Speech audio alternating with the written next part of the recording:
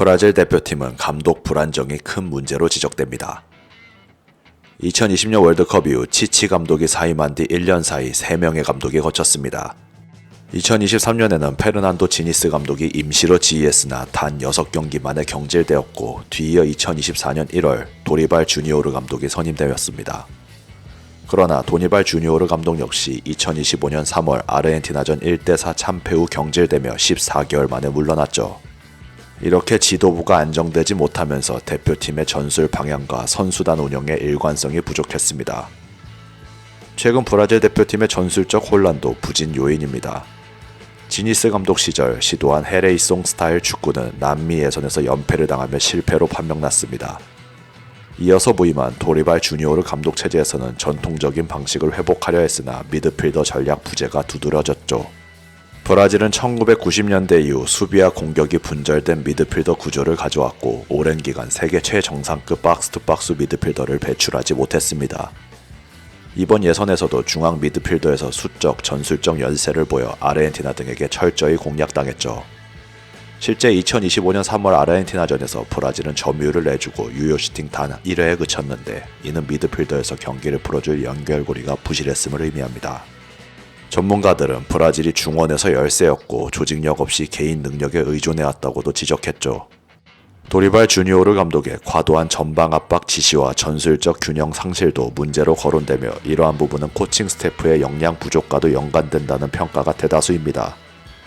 실제로 브라질의 자국 감독 수준이 정체되면서 포르투갈 등 외국인 감독들이 국내 무대까지 잠식하고 있고 전설적인 호나우두마저 브라질 축구 지도법이 뒤처졌다며 외국인 감독 영입을 주장했을 정도입니다. 세대 교체의 어려움도 브라질 부진의 한 원인입니다. 2010년대 중반부터 대표팀을 이끌어온 네이마르, 카세미로 등의 세대가 저물어가고 있지만 그 공백을 완벽히 메울 주전급 리더가 아직 부족하다는 평가가 많습니다. 특히 에이스 네이마르는 부상으로 2024년 이후 대표팀 경기에 나오지 못해 팀 공격에서 차지하던 비중이 사라졌죠.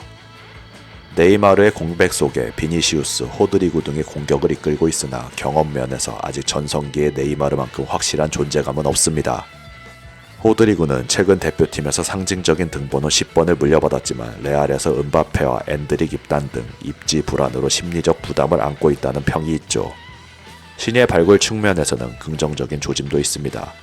17세 스트라이커 엔드릭은 도리발 주니오르 감독이 중용하여 잉글랜드전 결승골 등 인상적인 활약을 펼쳤고 차세대 공격수로 큰 기대를 모으고 있습니다. 그러나 엔드릭을 비롯한 어린 선수들은 아직 국제 경기 경험이 부족하여 노련한 베테랑과 조화를 이루며 천천히 성장할 시간을 필요로 합니다.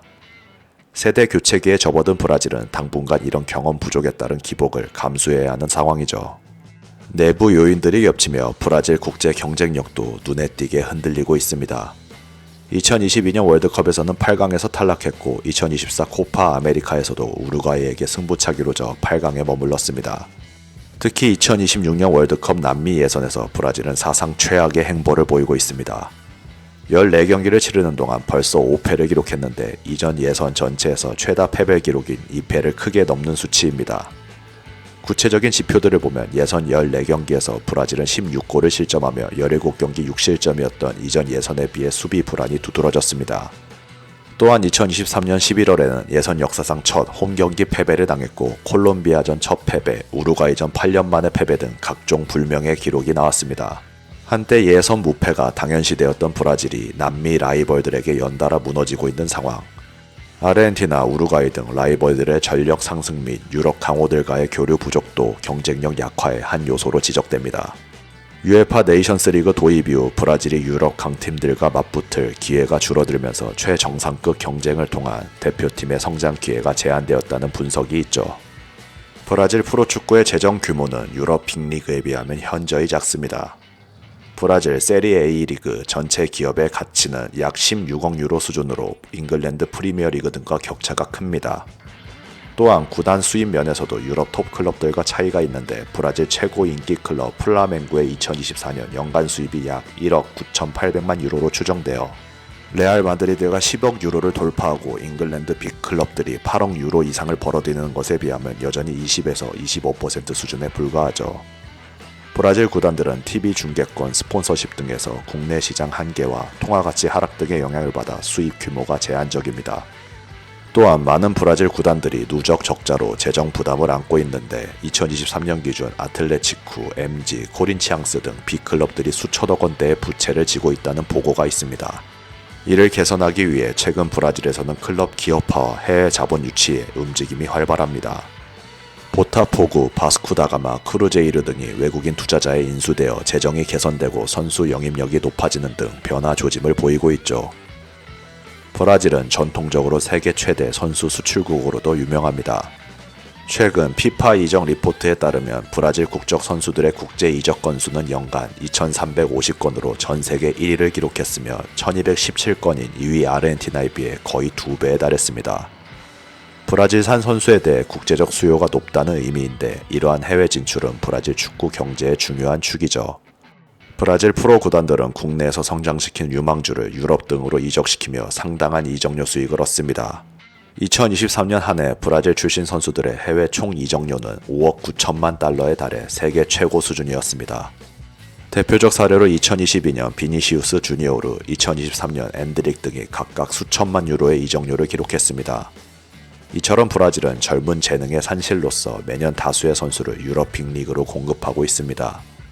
현재 유럽 5대 리그에서 활약 중인 브라질 선수만 해도 200명 이상으로 추산되며 전 세계 거의 모든 리그에 브라질 선수가 뛰고 있다고 해도 과언이 아닙니다. 이러한 풍부한 인재풀 덕분에 브라질 세리에 A리그는 스타 플레이어들이 빠져나가도 새로운 유망주들을 꾸준히 배출하여 리그 경쟁력을 유지하고 있습니다.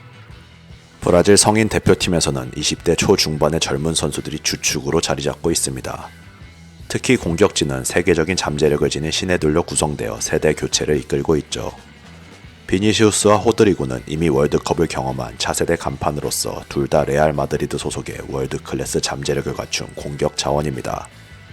마르티넬리는 잉글랜드 무대에서 성장한 윙어로 최근 대표팀 주전 경쟁에 합류했습니다. 엔드릭은 2006년생의 최연소 유망주로 브라질 국내 리그에서 두각을 나타내고 레알 마드리드에 입단했습니다. 이 밖에도 미드필드에서 안드레, 에데르 밀리탕 등도 젊은 나이에 주축으로 활약 중입니다. 브라질 U23 대표팀도 2024 파리 올림픽 예선에서는 아쉽게 탈락했지만 여전히 재능 있는 선수들이 포진해 있습니다. 안드레이 산토스는 2023년 남미 U20 선수권에서 5골을 넣으며 브라질을 우승으로 이끈 주장으로 이상적 박스투박스 미드필더라는 찬사를 받았습니다. 마르키뉴스는 아스날이 영입했던 윙어로 U23 공격에서 핵심 역할을 맡았으며 좋은 테크닉을 보유하고 있죠. 비록 현재 브라질 대표팀이 흔들리고 있지만 중장기적으로 여전히 월드컵 우승 후보로서의 잠재력은 풍부하다는 평가입니다. 우선 재능 있는 신예들이 등장하면서 전력 저하를 최소화하고 있다는 것이 긍정적이죠. 다만 경험과 조직력 측면에서 우려가 남는데 남미 예선의 고전이 이를 드러내고 있습니다. 브라질이 2026년 월드컵 본선에 무난히 오르더라도 본선 무대에서는 유럽의 강호들과 치열한 승부를 펼쳐야 하는데 최근 브라질은 8강 문턱에서 유럽팀에 번번이 좌절했습니다. 2026년 대회에서도 프랑스, 잉글랜드, 아르헨티나 등 강팀들과 비교해 전술 짜임새와 중원 경쟁력을 얼마나 개선하느냐가 관건이 될 것입니다.